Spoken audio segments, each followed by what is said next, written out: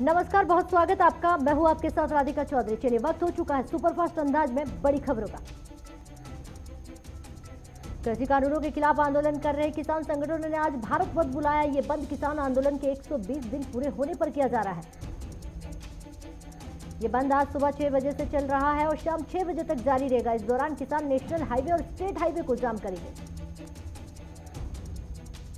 Police प्रशासन भी भारत बंद को लेकर अलर्ट है। किसी भी अप्रिय घटना को रोकने के लिए तैयारी की जा रही है।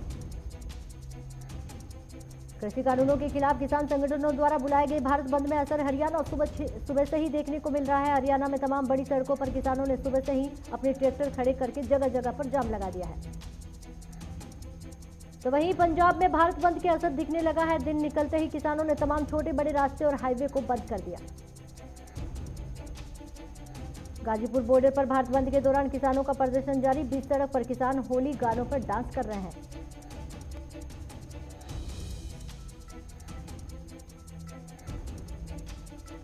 गाजीपुर बॉर्डर के अलावा दिल्ली के अलग अलग बॉर्डर्स पर किसानों का प्रदर्शन जारी है। किसान आंदोलन के आज 4 महीने पूरे हो गए। अमृतसर के किसानों ने रेलवे ट्रैक जाम कर दिया है। अमृतसर में दिल्ली रेलवे ट्रैक पर कुल 88 जगह पर किसानों ने धरने पर बैठ गए। संयुक्त किसान मोर्चे ने 12 घंटे में भारत बंद के दौरान सिंघू बॉर्डर पर किसानों ने सड़कों पर चक्का जाम कराया। किसानों के आह्वान पर भारत बंद में जिन राज्यों में चुनाव होना है वो 4 राज्य शामिल नहीं। किसानों के भारत बंद को देखते हुए दिल्ली में मेट्रो के स्टेशन बंद कर दिए गए हैं। टिकरी बॉर्डर पंडित श्री राम शर्मा बहादुरगढ़ सिटी और brigadier Hoshiyar Singh metro station बंद किए। कांग्रेस सांसद राहुल गांधी ने किसान द्वारा बुलाए गए भारत बंद का समर्थन किया है। राहुल गांधी ने ट्वीट कर लिखा है कि भारत का इतिहास गवाह है कि सत्याग्रह भी अत्याचार, अन्याय और अहंकार का अंत होता है। उन्होंने आगे लिखा कि आंदोलन देश हित में शांतिपूर्ण है। बिहार विधानसभा में हुई घटना से नाराज आरजेडी नेता तेजस्वी यादव ने विपक्ष के सभी पार्टियों के साथ मिलकर आज बिहार बंद का बुलावा भेजा। तेजस्वी यादव ने कहा कि जिस तरह बिहार में विधानसभा विपक्ष विधायकों को पीटा गया है वो मैं भूलने वाला नहीं हूं, इसलिए आज बिहार बंद का बुलावा है। राजधानी में उपराज्यपाल को ज्यादा शक्तियां देने वाले एनसीटी बिल के खिलाफ दिल्ली सरकार सुप्रीम कोर्ट हाई जाएगी और दिल्ली सरकार जल्द ही सुप्रीम कोर्ट में बिल के खिलाफ याचिका दायर करेगी। केंद्रीय मंत्री हर्षवर्धन ने आम आदमी पार्टी पर निशाना साधते हुए कहा कि आम आदमी पार्टी कुछ लोगों के ये झंडे हैं जिसका मकसद सत्ता हथियाना है। राजस्थान के पूर्व उप मुख्यमंत्री कांग्रेस नेता सचिन पायलट ने पार्टी की ओर से 28 मार्च को चुनावी दौरे पर असम जाएंगे। वहां आयोजित चुनावी सभाओं को संबोधित करेंगे। मुंबई के सनराइज अस्पताल में लगी आग। महाराष्ट्र के मुंबई में एक अस्पताल में बीती रात आग लग गई थी जिसके चलते 10 लोगों की मौत हो गई है। घटना भांडुप इलाके के स्थित ड्रिमोल की है।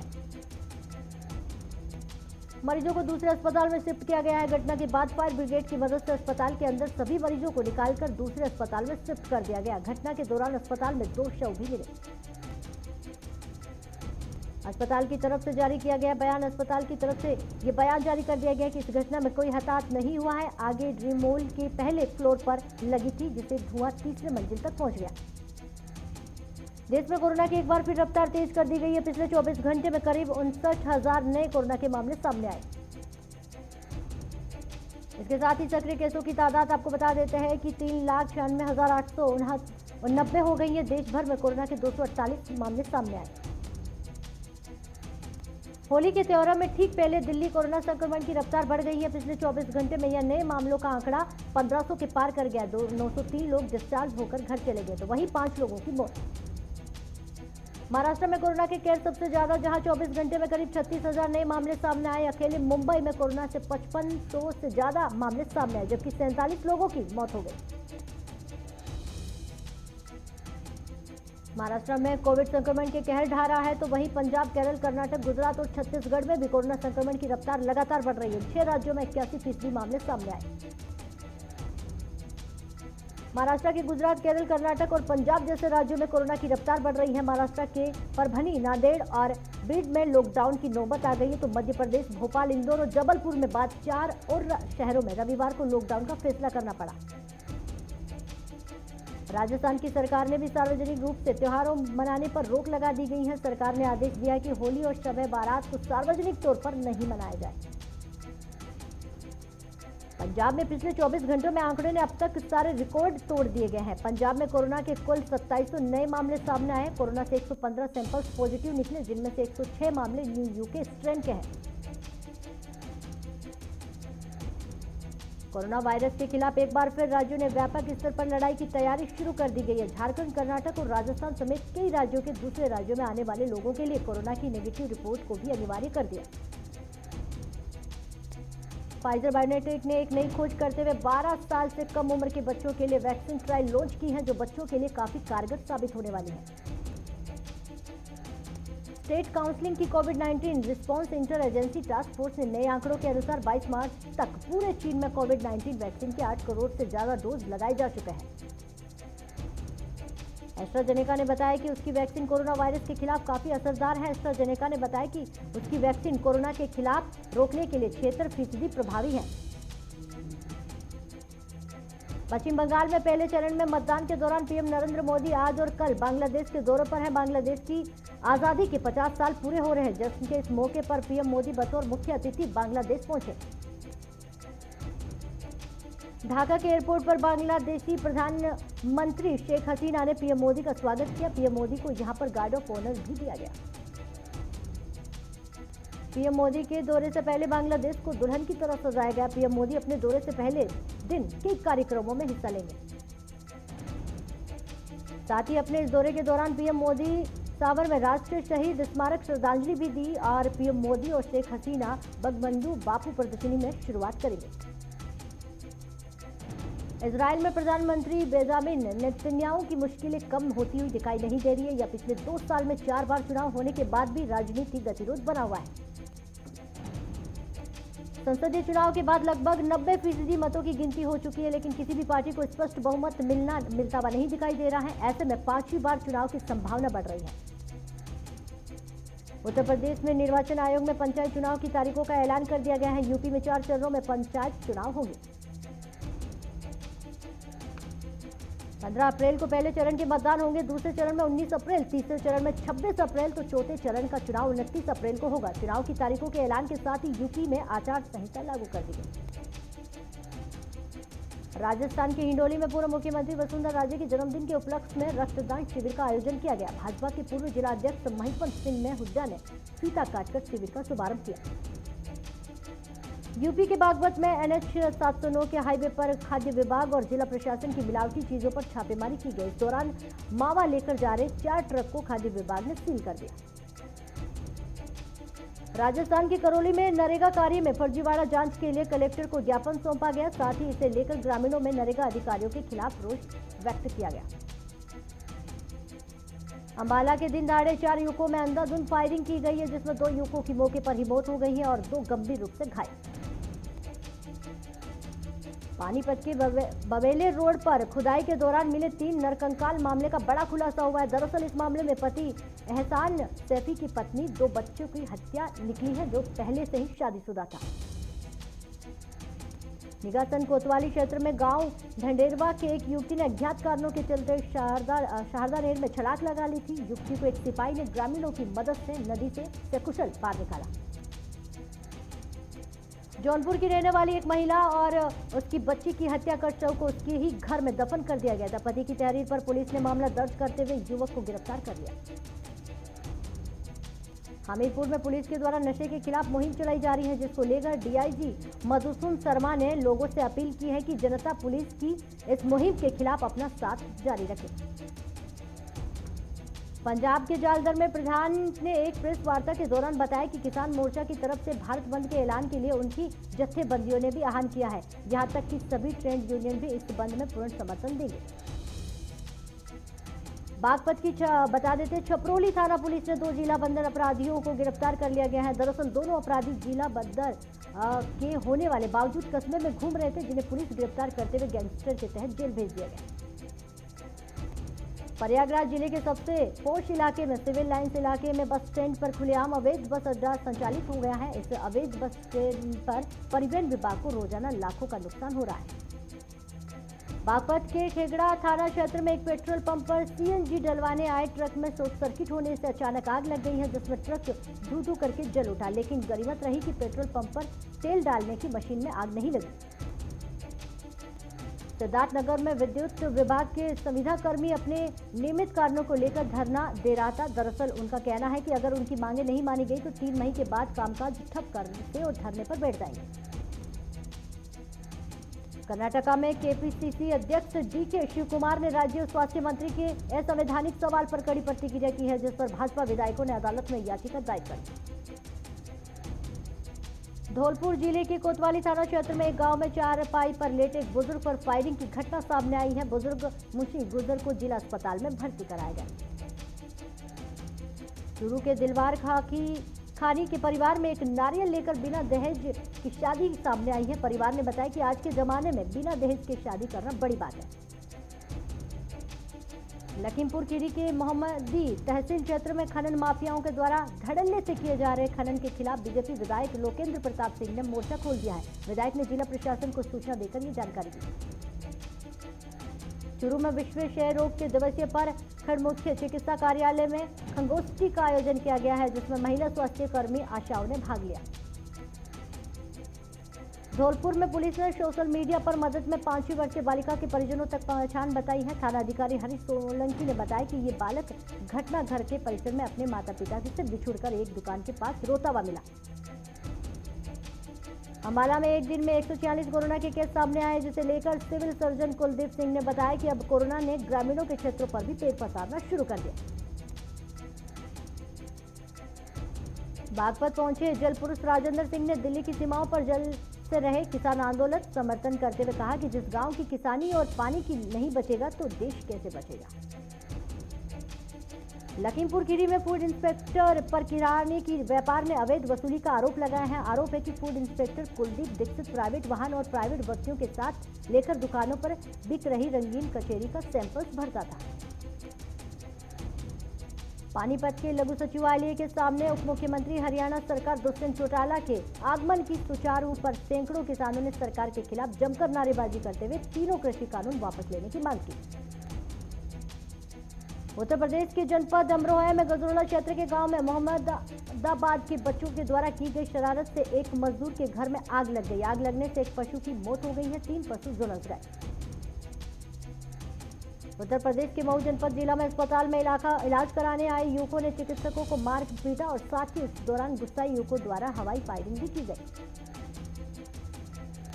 देवरिया जिले में पुलिस ने जिले थाना क्षेत्र के जगह जगह पर कच्ची शराब बनाने वाले स्थान पर छापेमारी की, जहां पर 2000 कुंतल लहन 16 लीटर कच्ची शराब 74 आरोपियों को गिरफ्तार किया। गोरखपुर में आर्मी मैन बनकर लोगों को ठगने का मामला सामने आया। इस दौरान एक व्यक्ति ने खाते में 1,36,000 रुपए निकाल लिए गए। मिर्जापुर में सरकार के 4 वर्ष पूरा होने के अवसर पर मवरिया के स्थित बीएलजे ग्राउंड पर 3 दिवसीय विकास प्रदर्शनी का आयोजन किया गया। इस आयोजन में उद्घाटन करने के लिए ऊर्जा राज्य मंत्री रमाशंकर पटेल पहुंचे। बागपत में लिंग परीक्षण और गर्भपात कराने के अवैध धंधे का खुलासा हुआ। स्वास्थ्य विभाग की टीम द्वारा नर्सिंग होम पर छापा मारकर बड़ी मात्रा में गर्भपात इस्तेमाल होने वाली प्रतिबंधित दवाइयों का स्टॉक औजार बरामद कर लिए गए। मथुरा के बाद अब अयोध्या में हनुमानगढ़ी के रंगारंगी कार्यक्रम रंग भरी एकादशी होली की शुरुआत हो गई है, जिस दौरान संत और महंतों ने रंग भरी होली खेली। सेंसेक्स 546 के अंकों की बढ़त के साथ 48,986 पर कारोबार कर रहा है, तो वहीं निफ्टी 121 अंक ऊपर 14,446 पर कारोबार कर रहा है। पेट्रोल डीजल के दाम में कोई बदलाव नहीं हुआ। पेट्रोल 90.78 रुपए, डीजल 81.10 रुपए प्रति लीटर बिक रहा है। LIC हाउसिंग फाइनेंस ने एक नया होम लोन प्रोडक्ट पेश किया है। इस योजना को गृह वरिष्ठ के नाम दिया गया है। इसके तहत बुजुर्ग कर्जदारों को कर्ज की अवधि में दौरान 6 EMI की छूट दी जाएगी।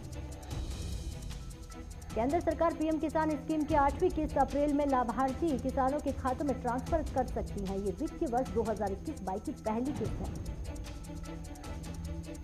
इस सप्ताह शनिवार को 4 अप्रैल तक बैंकिंग सेवाएं केवल 2 दिन के लिए उपलब्ध होगी। 27 मार्च 4 अप्रैल के बीच केवल 2 कार्य दिवस होंगे। IRDAI के सभी इंश्योरेंस कंपनियों को अपने मैसेजेस के प्रारूप में टेलीकॉम सर्विस प्रोवाइड करवाई जाएगी। रजिस्ट्रेशन कराने के निर्देश दिए गए हैं। इस लक्ष्य में पॉलिसी होल्डर्स को प्राप्त होने वाले अवांछित धोखाधड़ी भरे संदेशों को रोकना है। अमेजन इंडिया के मुताबिक पिछले एक साल में ऑनलाइन शॉपिंग करने वाले छोटे शहर लोगों की हिस्सेदारी काफी बढ़ी है। पिछले मार्च में अब तक साइन अप करने वाले 80 से 90% यूजर्स छोटे शहरों से हैं। जो लोगों ने नई नौकरी ढूंढ रहे हैं उनके लिए अच्छी खबर है। नौकरी.com में सर्वे के मुताबिक 51% कंपनियां अगले 6 महीने में नए और खाली हुए पदों के लिए भर्ती करने वाली हैं। सेबी ने एक एंकर इन्वेस्टर को 30 दिन के लॉक और इन पीरियड्स के साथ इंश्योरेंस इश्यू के 60% तक का अलॉटमेंट किए जाने की सिफारिश की है। पिछले एक साल में गौतम अडानी के नेटवर्थ मुकेश अंबानी के ज्यादा तेजी बढ़ी है। एक साल में मुकेश अंबानी की कंपनियों की नेटवर्थ 30.26 लाख करोड़ बढ़ी है, जबकि अडानी की ग्रुप में नेटवर्थ 3.63 लाख करोड़ का इजाफा। पिछले 24 घंटे में दुनिया भर में 6.22 लाख लोगों ने कोरोना की पुष्टि हुई है। इस दौरान 10,000 से ज्यादा लोग कोरोना की मौत हो गई है। दुनिया में अब तक 12.60 करोड़ लोग महामारी की चपेट में आ गए। तो वहीं 10.17 करोड़ लोग रिकवरी हुए हैं, तो 27.67 लाख लोगों की मौत हो चुकी है। फिलहाल 2.17 करोड़ मरीज कोरोना की जंग लड़ रहे हैं। सबसे बुरे हालात ब्राजील के हैं। यहाँ पिछले 24 घंटे में रिकॉर्ड तोड़ 97,586 नए मामले सामने आए। इस दौरान 2,639 लोगों की मौत हो गई। अमेरिका में पिछले साल दिसंबर में फाइजर की वैक्सीन को इमरजेंसी अप्रूवल दिया गया था। फिलहाल इस वैक्सीन की डोज 16 और इससे ज्यादा उम्र के लोगों को दी जा रही है। दुनिया के सबसे ज्यादा वेस्ट शिपिंग रूट के एक जहाज पिछले 3 दिनों से फंसा हुआ है। अधिकारियों ने चेतावनी दी है कि इसे जल्द ही हटाया गया और रास्ते से होने वाली वैश्विक आपूर्ति को प्रभावित हो सकती है। ब्रिटेन की महामारी की आपको बता दें कि एलिजाबेथ सेकंड की पोती जारा टिंडल बेटे को जन्म दिया है। जारा के समय अस्पताल नहीं पहुंच पाई थी, इसी वजह से घर के बाथरूम में ही डिलीवरी करानी पड़ी। दक्षिणी सऊदी अरब के एक तेल टर्मिनल में आग लगने की खबर सामने आई है। बताया जा रहा है कि एक प्रोजेक्टाइल हमले के बाद तेल टर्मिनल में आग लग गई। एक बार फिर पाकिस्तानी सरकार ने कश्मीर राग अलाप कर दिया है। राष्ट्रपति आरिफ अलवी ने कहा है कि जब तक कश्मीर के मुद्दे का समाधान नहीं होता है तब तक दक्षिण एशिया में शांति स्थापित नहीं हो सकती। चीनी सेना के लड़ाकू विमानों के बढ़ते घुसपैठ को रोकने के लिए ताइवान अपनी सुरक्षा व्यवस्था मजबूत करने में जुट गया है। पेट्रियल के एवेंजर में जैसी चीजें सामने आ रही हैं। पाकिस्तान की इमरान सरकार ने पूर्व प्रधानमंत्री नवाज शरीफ के पासपोर्ट का नवीनीकरण करने से इनकार करते हुए उनसे देश लौटने को कहा। फिल्म अभिनेत्री प्रियंका चोपड़ा ने इंस्टाग्राम पर एक फोटो शेयर की है। इसमें उन्होंने बिंदी और बिकनी में देखा जा सकता है। प्रियंका की ये फोटो लोगों को खूब पसंद आई है। नीतू कपूर ने इंस्टाग्राम पर एक पुराना वीडियो शेयर किया है। उन्होंने लिखा है कि आज ऋषि कपूर के निधन को 11 महीने पूरे हुए, ऐसे में हमने श्रद्धांजलि कार्यक्रम रखा है। कर्नाटका हाईकोर्ट ने कंगना के खिलाफ एफआईआर दर्ज करवाने पर मजिस्ट्रेट का आदेश निरस्त कर दिया गया है। तो वहीं जावेद अख्तर मानहानि केस में मुंबई की अंधेरी कोर्ट में एक्ट्रेस को जमानत मिल गई। एक्ट्रेस रवीना टंडन ने अपने इंस्टाग्राम पर एक थ्रोबैक वीडियो शेयर किया है, जिसमें वो पहाड़ों पर बैठी हुई अलग अलग पोज देते हुए नजर आ रही है। कोरोना के चलते एक बार फिर बंटी और बबली 2 रिलीज की डेट को टाल दिया गया है। बता दें कि यशराज फिल्म बैनर के तले ये फिल्म 23 अप्रैल को आने वाली थी। इंग्लैंड के ऑलराउंडर बैनर के स्टोक्स ने कहा है कि आक्रामक हाव भाव के भले ही विराट कोहली और उनकी भारतीय टीम के अनुकूल हो, लेकिन ये इंग्लैंड के कार्यप्रणाली पर फिट नहीं बैठते। भारत और इंग्लैंड के बीच खेली जा रही है 3 वनडे मैचों की सीरीज में 3 खिलाड़ी बाहर हो चुके हैं। पहले वनडे के दौरान भारतीय बल्लेबाज श्रेयस अय्यर के इंग्लैंड के कप्तान योस बोर्गस के अलावा सैम बिलिंग्स चोटिले हो गए। भारत और इंग्लैंड के बीच दूसरा मुकाबला आज दोपहर 1:30 बजे से पुणे में महाराष्ट्र क्रिकेट एसोसिएशन के स्टेडियम में खेला जाएगा। पाकिस्तानी क्रिकेटर्स का आईपीएल खेलने के सपना 2022 पूरा हो सकता है। खिलाड़ियों को 2008 से पहले सीजन में पहली और आखिरी बार मौका मिला था। दिल्ली में चल रहे आईएसएसएफ की शूटिंग वर्ल्ड कप में 7वें दिन 25 metre pistol women team event में भारतीय टीम ने गोल्ड मेडल जीता है। टीम इंडिया के फाइनल में पौंडेल को 17-7 से हराया। चलिए तो फिलहाल सुपरफास्ट खबरों में इतना ही। देश और दुनिया की तमाम खबरों के लिए बने रहे जगत 24/7 न्यूज पर।